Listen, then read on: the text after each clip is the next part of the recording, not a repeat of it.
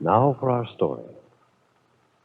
When Sergeant Bill Meade arrived at the Lane farm this evening, he found Lefty Larkin waiting at the gate for him. Lefty, who already knew that Bill had seemingly changed his mind about asking Kit for a divorce. Lefty, who was determined to find out just what sort of game Bill was playing with Peggy Douglas.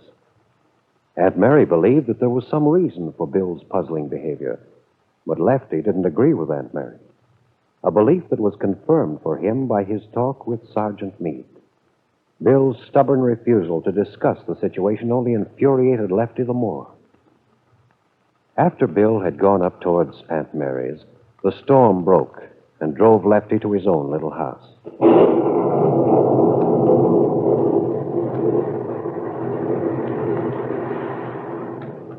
Sitting in his old leather chair, Lefty began to have misgivings.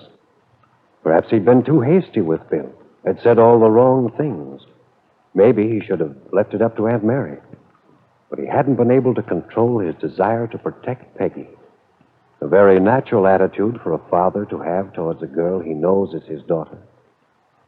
As he so often did, Lefty wondered how it would have changed the course of events if he had told Peggy and Aunt Mary the truth that day 15 years ago when he first came to this little farm. Lefty sat for some time, tracing back in the past for the things that were happening now, and wondering and worrying about the future. Then, suddenly throwing his old raincoat around his shoulders, Lefty ran up the slope to the farmhouse.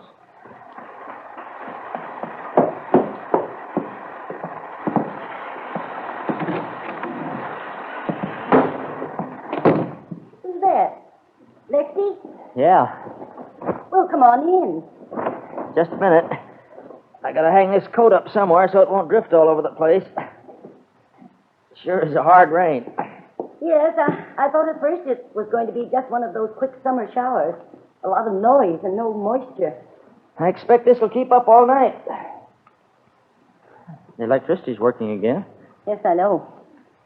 But I like a kerosene lamp. It makes such a nice, soft light. Yeah. Aren't you going to sit down? Yeah. Well, Well, what? I've been hating to ask what happened. Thought maybe I could get an idea from your attitude, but even that don't tell me much. What are you talking about, Lefty? Where's Peggy? Upstairs in her room. And Bill? He's gone. When did he leave? Oh, about half hour ago, I'd say. How did you know he was here? I met him down by the front gate. Didn't he tell you? I didn't see him. You didn't? No, I'd come in the house. Next thing I knew, the rain started. I was coming downstairs from closing windows when I saw Peggy standing by the front door. We came in here. And you know, I thought she seemed a little, well, strange. So he did hurt her. I knew he would. You'd think that by this time, by the time he got to his late 20s, he'd have stopped blundering around, walking roughshod over people. But I suppose it's because Bill's about as sensitive as a hunk of rock. Lefty. It'd have been much kinder to Peggy if he hadn't come here at all. I tried to tell him that when we talked down by the gate. I told him he ought to go away, leave her alone. I see. You take on like this, make these positive statements, and you don't even know what happened. Yes, I do. I've known what would happen since the day I went into town to see Bill. And from the little you said, I have a pretty good idea. He didn't give Peggy any explanation, did he? No. And Kit's not going out west to get a divorce. Evidently not. Yeah. It's a shame. A darn shame that Peggy wasn't giving some sort of warning. Aunt Mary, you should have prepared her. You should have told her. No. No, I couldn't have, because I simply didn't know. How about your faith in Bill Meade now? I still have it. You can't mean that, Aunt Mary. How can you? That young man has brought Peggy nothing but trouble. He makes a wreckage out of her life a second time, and just when she's managed to struggle and build a fresh start for herself. You can have faith in a boy like that? Yes. Yes, I can. I don't understand your attitude in this. You can still think well of Bill Meade? You can still think of marriage in connection with him and Peggy? Oh, now, wait a minute. Lefty, I didn't say that. You're making the very same mistake as Peggy. Ever since Bill's been married to Kit Calvert, I've never even thought of him in connection with Peggy. Oh, I know, but... Well, go on. Even when he came to Peggy the other day and told her that he'd known for a long time his marriage wasn't all it should be and said he was going to divorce Kit. Even then, Lefty, I didn't think of marriage in connection with Bill and Peggy. All I said was that if Bill really had made a mistake, it was his to rectify, to solve. As far as he and Peggy were concerned, well, that would be something for them to work out, if possible. You should know that, Lefty, from the talks we've had. I also told you I had some misgivings as to Bill and Peggy's being together while he's still married to Kit. Yeah. All I'm saying now about Bill is that I disagree with you and Peggy when you say that he's lacking in sincerity. Is that what she thinks, too? She says she thinks that. You see, her attitude is that, well, if you were honest about wanting to divorce Kit, what could there possibly be that Bill wouldn't tell her? And she's right. Well, maybe, but I don't think so. A man such as I believe Bill is would feel that no matter what Kit has done, that he had a certain duty toward his wife, that he owed her certain protection.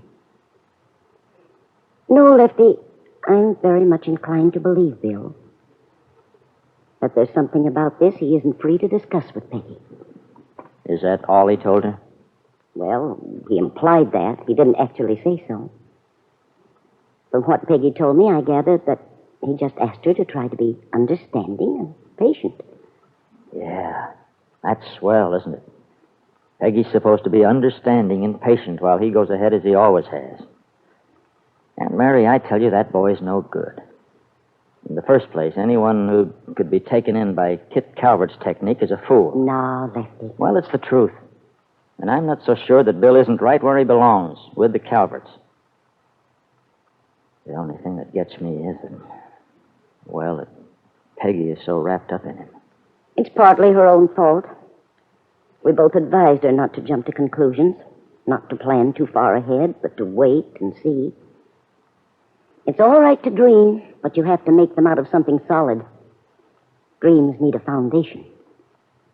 Yeah, I suppose so. Do you think I should go up and see her? Well, of course, if you want to. But what do you think? Should I? Well, I think maybe it would be a good idea if we let her alone for a little while. Give her a chance to think things over for herself. How do you think she really took it? Well, first reactions aren't always true ones, so it may be a little early to say. She was very bitter. You see, it's hard for her because she said she couldn't believe him, and yet she loves him. Poor kid. She told me that she intended to get rid of any feeling she had for Bill. I'm glad to hear that. If you ask me, that's the best thing she could do. I think she... Wait a minute, Lefty. Peggy? Yes? Are you all right? Yes, Aunt Mary, of course I'm all right. Peggy, where are you going? No place in particular. Do you mind? I'm going to take the car for a little while. The car? Why, dear? Where are you going? Oh, I'm kind of restless. Do you mind? No. But, Peggy, driving around in this weather, it don't make sense. Oh, it's not that bad. And it's not so late. But why do you want to go out? I don't think you should. Oh, don't worry about me, Lefty. I'm all right. May I take the car, Aunt Mary? Why, of course, dear. Have you any idea where you'll be going? No place in particular, just toward town. I shan't be gone long. All right, Peggy. Take care. And Peggy Douglas might do very well to heed her aunt's warning. Why didn't you tell Aunt Mary what you were going to do, Peggy?